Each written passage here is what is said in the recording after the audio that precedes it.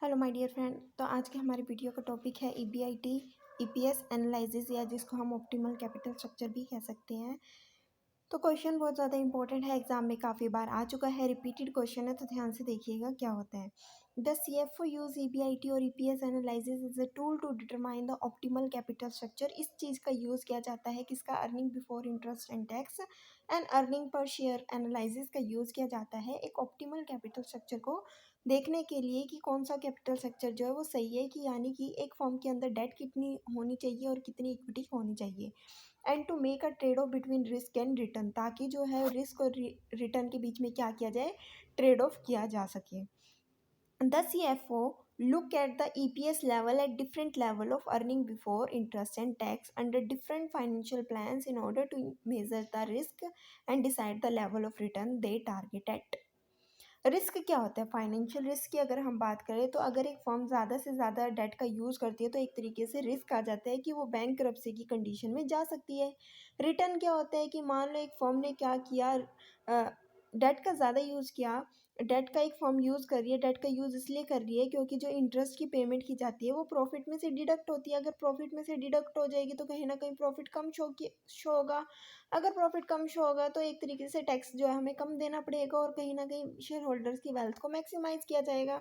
तो यहाँ पे ये देखा जाता है कि जो हमारा अर्निंग है, ठीक है, जो हमारा प्रॉफिट है इंटरेस्ट और टैक्स देने से पहले वो क्या है, और अर्निंग पर शेयर क्या आएगा, different level of earning before interest and tax. ठीक है, डिफरेंट लेवल पे, यानी कि अगर हमने लोन, यानी कि अगर हमने लोन ज़्यादा लिया तो क्या आएगा, कम लिया तो क्या आएगा, एक ऑप्टिमम लेवल पे लिया तो क्या, हर एक लेवल पे ये देखा जाता है कि अगर लोन इतना लिया है तो अर्निंग पर शेयर कितना आएगा।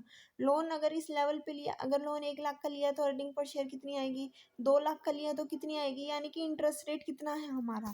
तो इस बेसिस पे यानी कि EPS, earning before interest and tax, और अर्निंग पर शेयर लेवल को चेक किया जाता है ताकि रिस्क और रिटर्न को ट्रेड ऑफ किया जा सके, एक ऑप्टिमल कैपिटल स्ट्रक्चर को डिटरमाइन किया जा सके एक ऑर्गेनाइजेशन में। ठीक है, तो the different level of earning before interest and tax forecast indicate the kind of operating और business risk the finance is exposed to and reflecting the kind of variability the company has in its sales revenue and the degree of operating leverage it has employ.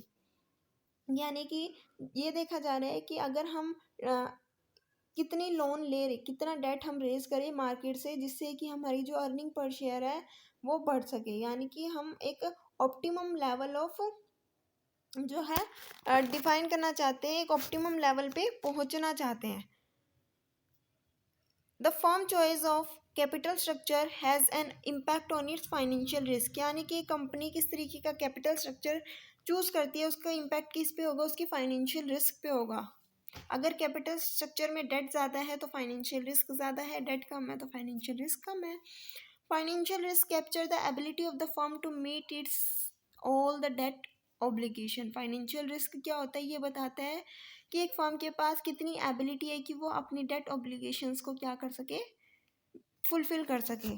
तो ये थी आज की video जिसमें हमने देखा earning before interest and tax, earning per share को किस तरीके से एनालाइज किया जाता है, किस तरीके से हमारा ऑप्टिमल कैपिटल स्ट्रक्चर जो है हम डिटरमाइन कर सकते हैं। वीडियो अच्छी लगी तो लाइक शेयर सब्सक्राइब करना मत भूलना। Thanks for watching.